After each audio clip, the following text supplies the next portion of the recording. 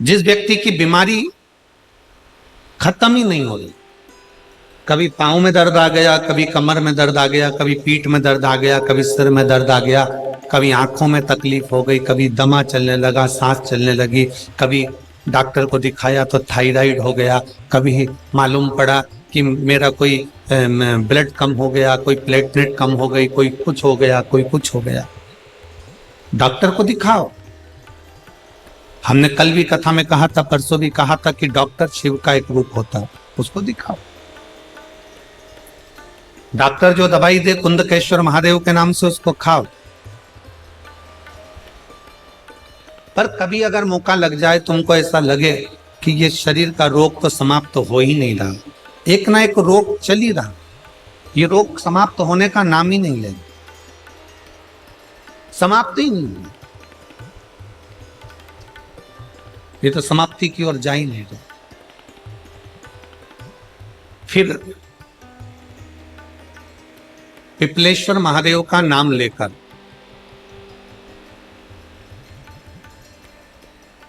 पिपलेश्वर महादेव का नाम लेकर कुछ भी मीठा जो बना सकते, हलवा बना सकते हो हलवा, सीरा बना सकते हो सीरा, खीर बना सकते हो खीर, चूरमा बना सकते हो तो चूरमा, लड्डू बना सकते हो तो लड्डू, जो तुम घर में मीठा बना सकते हो, उसका केवल 7 ग्रास का अन्न।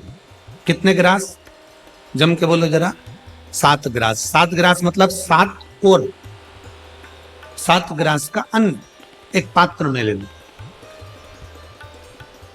और पिपलेश्वर महादेव का नाम लेकर किसी भी शिवालय में, शंकर के मंदिर में जाकर एक बेलपत्र रखकर उस जो प्रसाद तुम बना कर ले गए हो, जो तुम भोग बना कर ले गए हो, उसका स्पर्श कर कर पिपलेश्वर महादेव का नाम लेकर शंकर को उस भोग को रखकर, बेलपत्र रखकर शिवजी को 7 बार एक ही लोटे का जल, केवल एक लोटे का जल 7 बार उत्तर की ओर मुख कर कर दक्षिण में खड़े होकर शंकर के शिवालय पर 7 बार एक ही लोटे का जल 7 बार थोड़ा थोड़ा कर कर उसको गिरा दीजिए, शिवजी के ऊपर चढ़ा दीजिए 7 बार।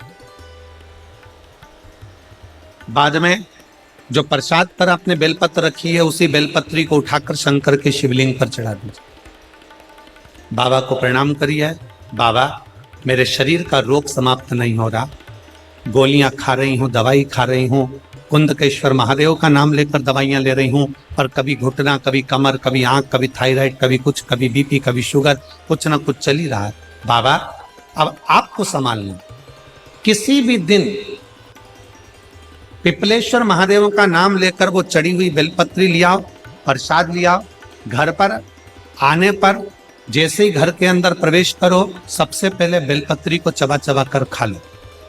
फिर वो जो प्रसाद है, उस प्रसाद को 7 गांठ से थोड़ी थोड़ी देर में 7 बार में उसको खा लेना। बाबा देवाधिदेव महादेव का नाम लेकर, पिपलेश्वर महादेव देव का नाम लेकर प्रणाम कर कर जल का आचमन, हाथ की हथेली में जल लेकर 7 बार आचमन कर लीजिए और शिव का, पिपलेश्वर महादेव का नाम ले लीजिए। धीरे धीरे 15 दिन लगेंगे और 15 दिन में बीमारियां अपने आप कम होना प्रारंभ हो जाएगी और बाबा आपका हाथ पकड़कर आगे बढ़ाओ। शिव तत्व की प्राप्ति। एक बड़ा सुंदर संवाद मिलता है। 2 साधु थे,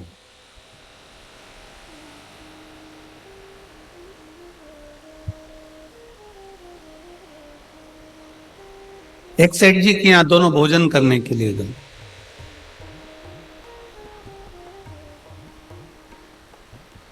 सेठ जी ने भोजन कराया और भोजन कराकर सेठ जी ने भोजन कराकर दोनों को एक एक कम्बल दे दिए, एक एक ब्लैंकेट दोनों को दिया, कम्बल दोनों को।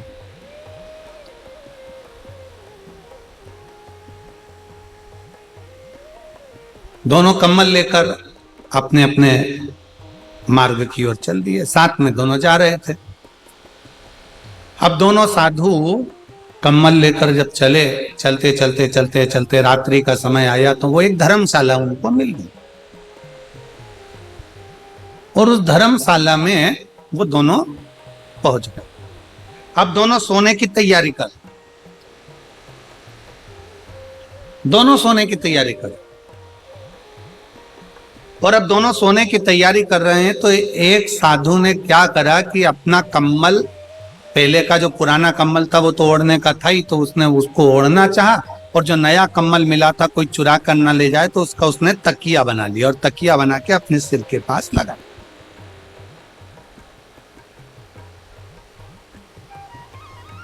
तकिया उसने सिर के पास लगा लिया।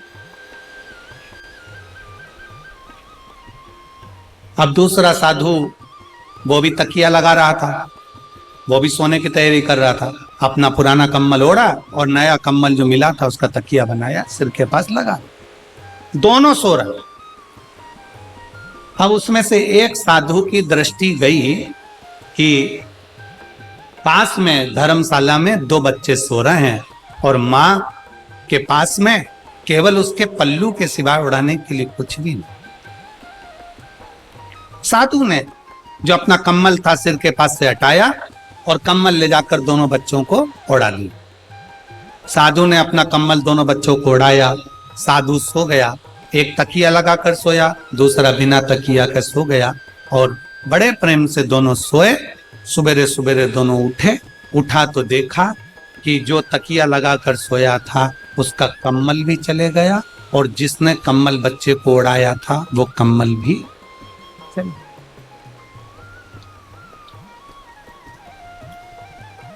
जो तकिया लगाकर सोया था साधु, उसका भी कम्बल चले गया और दूसरा जो साधु ने बच्चों को जो कम्बल दिया था वो भी कम्बल चले गया। साधु को लगा बच्चे कम्बल ले गए होंगे और वो जो साधु था जिसने तकिया लगाया था उसका जो कम्बल चले गया। वो चारों तरफ ढूंढने लगा, मेरा कम्बल कहाँ गया, मेरा कम्बल किसी ने चुरा लिया। मन उदास हो गया, मन क्षुब्ध हो गया, मेरा कम्बल किसी ने चुरा लिया, मेरा कम्बल चले गए। अब दोनों साधु, दोनों को कम्बल मिले, दोनों के कम्बल चले गए, पर एक ज्यादा दुखी था और दूसरा सुखी था, मुस्कुरा रहा था। कारण क्या था? दूसरा इसलिए सुखी था क्योंकि उसको मालूम है कि मैंने अपने हाथ से बच्चों को कम्बल दिया और बच्चे अगर लेकर भी चले गए तो कम से कम ओढ़ेंगे तो सही, इसलिए वो सुखी था। और दूसरा इसलिए दुखी था कि मैंने कम्बल संभाल कर रखा था और चोर उसको चुरा कर ले। शिव महापुराण की कथा कहती है यही साधु जैसा जीवन हमारा है। याद रखो, अगर दोनों हाथों से तुम अपने हाथों से किसी को खिला दोगे, अपने हाथों से किसी को दे दोगे, अपने हाथों से कुछ प्रदान कर दोगे तो तुम खुश रहोगे कि मैंने अपने हाथों से दिया। मालूम पड़े तुमने दिया ही नहीं और एक दिन ऐसा आया कि तुम्हारे पति का कोई पार्टनर बन गया, पार्टनर बनकर काम चालू करा, काम चालू कर कर उसको सब अपने कब्जे में ले लिया, पूरा विश्वास के साथ काम चालू करा और मालूम पड़े कंपनी को चूना लगाकर 1.5-2 करोड़ रुपए लेकर, लाखों रुपए लेकर कहीं का चले गया। तो शिव महापुराण की कथा कहती है कोई तुम्हारे धन को तुम्हें छल कर, तुम्हारी चोरी कर कर चले जाएगा तो तुम्हें दुख ज्यादा होगा। इसलिए भगवान अगर तुम्हें दे तो उस दिए हुए का थोड़ा सा सत्कर्म करते चलो, किसी प्यासे को पानी पिलाते चलो, किसी भूखे को भोजन कराते चलो। अपने जब हम अपने हाथों से देते हुए चलते हैं, अपने हाथों से करते हुए चलते हैं तो हमें प्रसन्नता होती, हमें प्रसन्नता होता।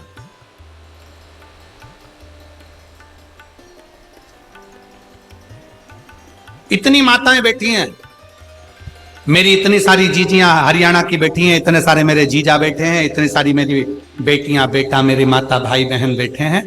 आपसे पूछें, आप किसी को पानी पिलाई हो, आप किसी को टॉफी खिलाई हो, आप किसी को बिस्कुट खिलाई हो, आपने 10 रुपए का बिस्कुट खरीदा, किसी को खिलाया, पानी खरीदा, पानी पिलाया, किसी को चॉकलेट खिलाई, तो तुम्हारे दिल से तुम खुद पूछो कि तुम कितनी खुश हो, तुम कितनी प्रसन्न हो।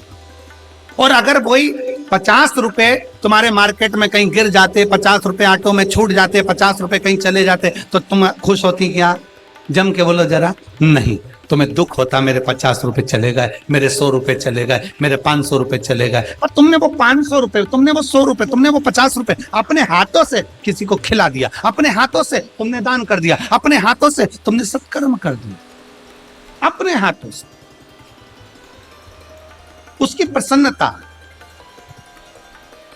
इसलिए हमने पहले भी कथा में कहा, आज फिर कहते हैं, दुकान चले, फैक्ट्री चले, नौकरी चले, तब तक अपनी पत्नी के जेवर भी बनवा दो, प्लाट भी ले लो, मकान भी ले लो, सब कुछ जो करना है कर लो।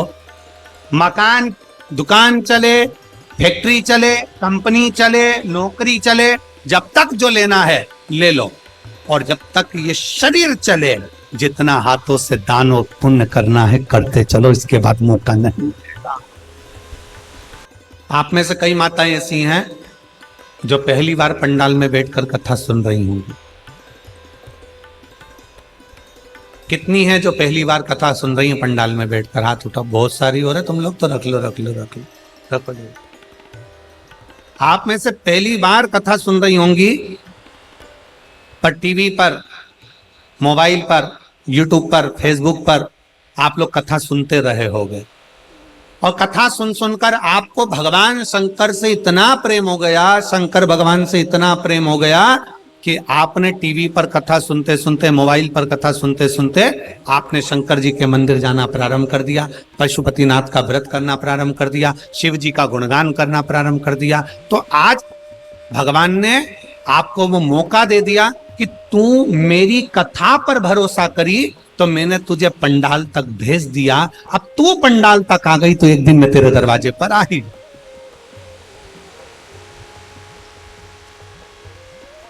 मतलब आपने पहली मंजिल पार कर ली है,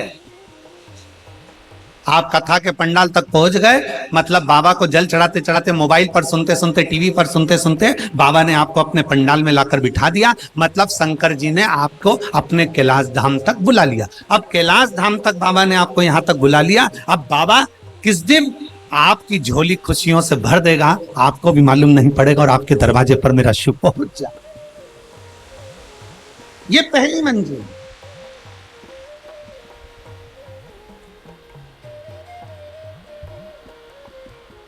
ना आप हमसे कभी मिले और ना हम आपसे कभी मिले, ना हम मिले आपसे, ना आप हमसे मिले।